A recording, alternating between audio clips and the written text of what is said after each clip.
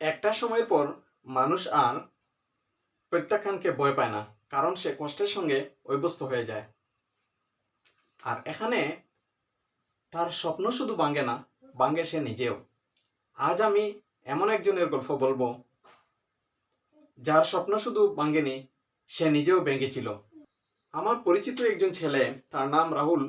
সে এইরকম পড়াশোনা করার পর চাকরি পরীক্ষা দিচ্ছিল, ইন্টারভিউ দিচ্ছিল, আর সবসময় পড়াশোনা করত।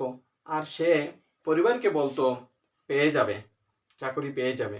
ব্যর্থ হওয়ার পরে এসে বলতো চাকরি পেয়ে যাবে, কোনো সমস্যা নেই। এইভাবে বলতে বলতে কয়েকদিন যাওয়ার পর সে একদিন সোশ্যাল মিডিয়া খুলে দেখলো যে তার সঙ্গের বন্ধুরা অনেকে বড় বড় সরকারি চাকরি পেয়েছে, এমএনসিতে পেয়েছে, বড় বড় জব করছে, আর কেউ কেউ জীবনে অনেক দূরে এগিয়ে গিয়েছে। সেদিন থেকে তার মনে একটি চিন্তা আসলো। সে ভাবতে শুরু করলো সে একজন ব্যর্থ মানুষ, এভাবে ভাবা শুরু করলো।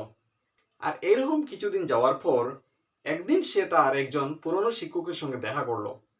শিক্ষক সবকিছু শোনার পর জিজ্ঞেস করলেন, তুমি কবে থেকে সিদ্ধান্ত নিয়ে নিলে প্রত্যাখ্যান আর তোমার জীবনের অর্থ এক? শিক্ষকের কথা শোনার পর রাহুল কত সময় চুপ করে রইল। তারপর সে বুঝতে পারলো একটি চাকরি তার আবেদন প্রত্যাখ্যান করতে পারে, সে একটি পরীক্ষায় ফেল হতে পারে, কিন্তু এখানেই তার জীবন নয়, তার গল্প অনেক রয়েছে।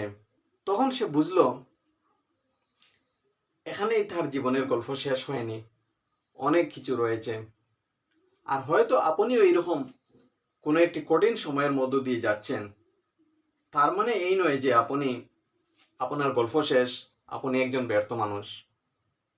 কোনো একটি প্রত্যাখ্যান আপনার জীবনের মূল্য নির্ধারণ করতে পারে না। আপনার পরিচয় আলাদা, আর প্রত্যাখ্যান হচ্ছে আলাদা ব্যাপার। আর চাকরি পরীক্ষা বারবার দিতে থাকলে, বারবার চেষ্টা করতে থাকলে কোনো না কোনো এক সময় পেয়ে যাবেন। আর যদি পেতে পারেননি তাহলেও কিন্তু অন্য একটি সমাধান বের হয়ে যাবে। আমি নেক্সট ভিডিওতে তাহা সম্পর্কে আলোচনা করব, যদি আপনারা কমেন্ট করে জানান। কারণ অনেক সময় অনেক মানুষ বারবার প্রত্যাখ্যান হওয়ার পর অনেক ভালো জব পেয়ে যান, যে অন্য মানুষ তাদের আশার আলো হয়ে ওঠেন। হয়তোবা আপনি এইরকম এখন কঠিন পরিস্থিতির মধ্য দিয়ে যাচ্ছেন, কিন্তু কিছুদিন পর আপনি হয়তো অনেক দূরে এগিয়ে যাবেন, আপনি হয়ে যাবেন অনেক মানুষের স্বপ্নের মানুষ।